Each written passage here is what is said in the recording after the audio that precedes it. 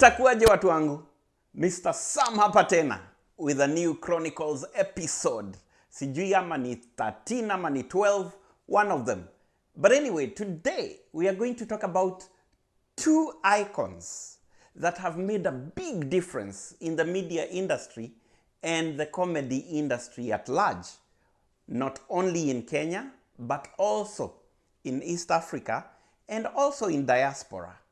These two individuals have been so consistent in how they do their work.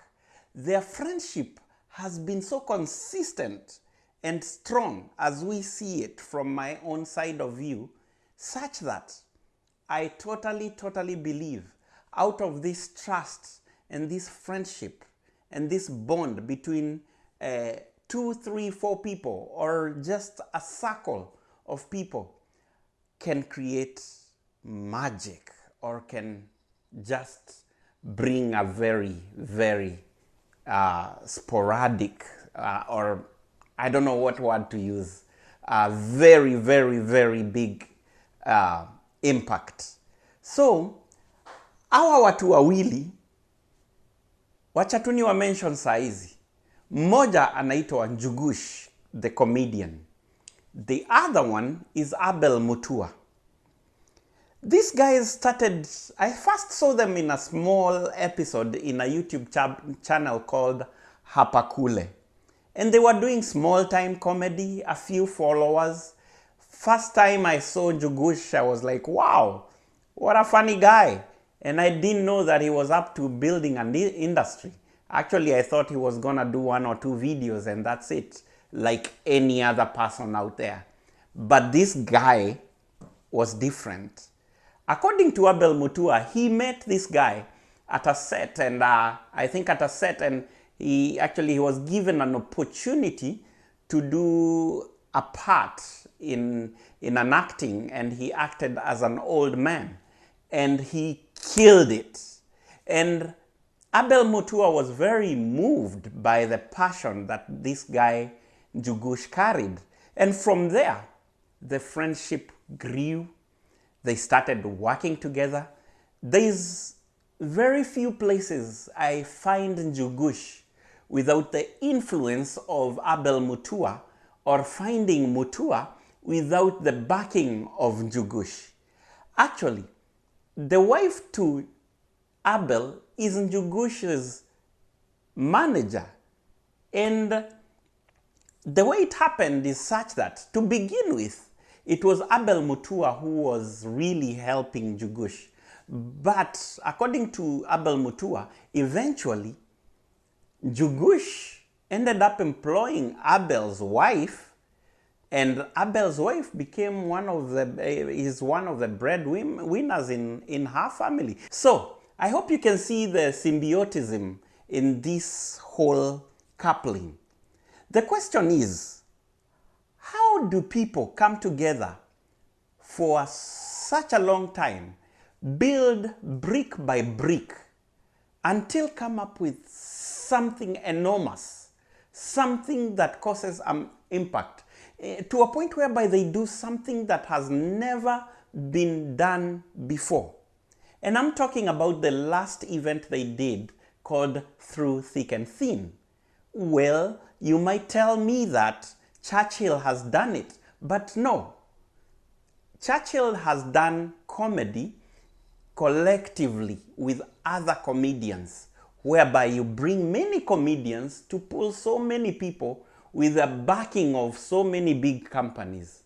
But in this case, it is one comedian who does a stand-up, and they decide to do it, and they first think that they'll pull only 500 people, and eventually it ends up bringing 2,600 people.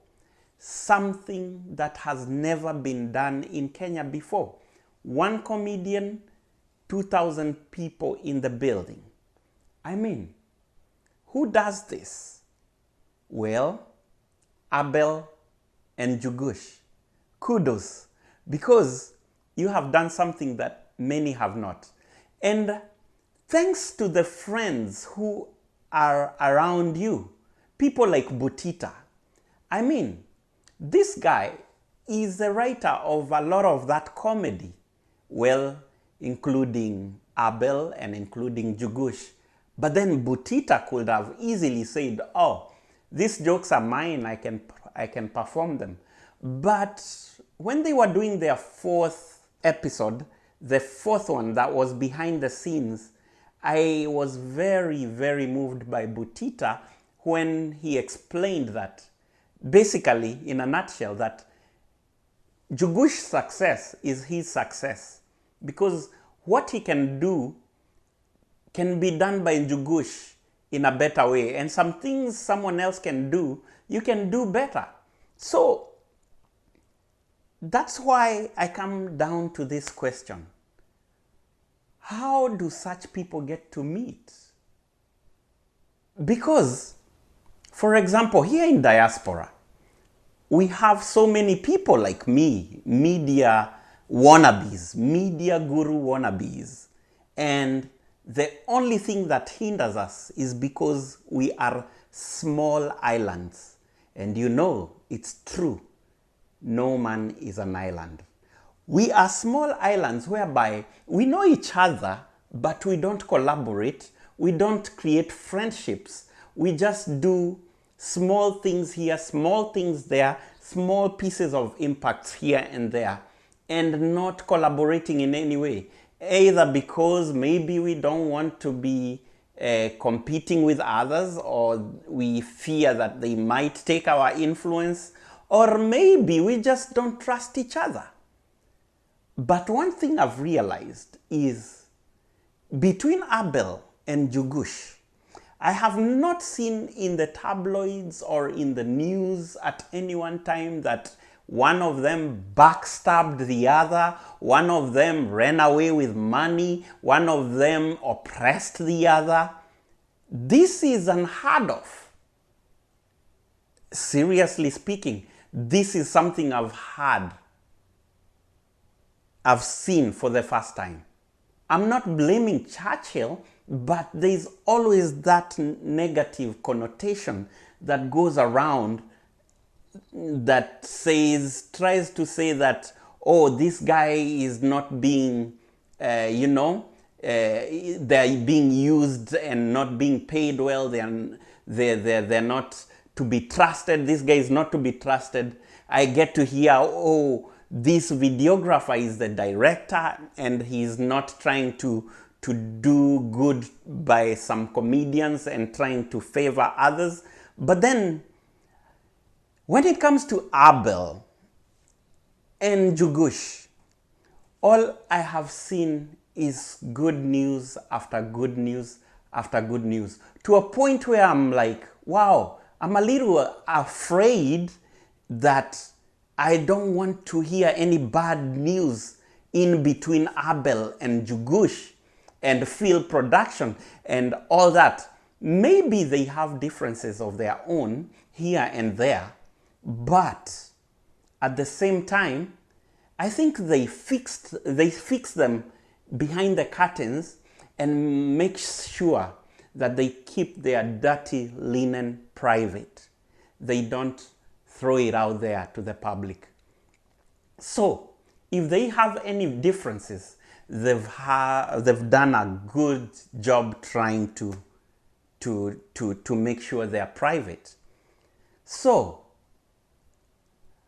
only persistence, only good friendship, only trust can make such a group of ordinary young men create something brick by brick for the last 10-15 years to this point where they're becoming icons without the help of any other bigger industry. Just themselves from school and trying to be creative. And we are not talking about science. In science, we get to be supported a lot when we start something because we invent things that are needed. But in this case, we are talking about comedy. Not everybody wants comedy, but getting to pull 2,600 people for the first time ever with one comedian and an excellent production by Philip and the young ladies, including Abel's wife and the two other young ladies who were actually helping in the organization, that is something unheard of. I wish Kenyan politicians can learn from Abel and Njuguna. I wish our people in diaspora can learn from people like Abel and Njuguna. I so wish even our churches and small businesses can learn from people like Abel and Njuguna, because these guys have created an industry out of nothing. And they've trusted each other, they help each other. You see them together, and even the event they did is called Through Thick and Thin. It's symbolic. They've been there with each other through thick and thin. Not just Njugush and the wife, but Njugush and the wife and Abel and Philip Production and Botita and whoever else that has been around their circle of establishment. So, my friends, leo kizungu nimewezana nayo ama sijaweza, but I had to bring it out in English today so that everyone, even my African friends who don't speak Swahili, can listen to this. If we unite and we start something and be consistent with it, so consistent such that even the opposition gets to join us down the line, we can make a big change. Thank you, and see you on the next episode. Na nimetoka.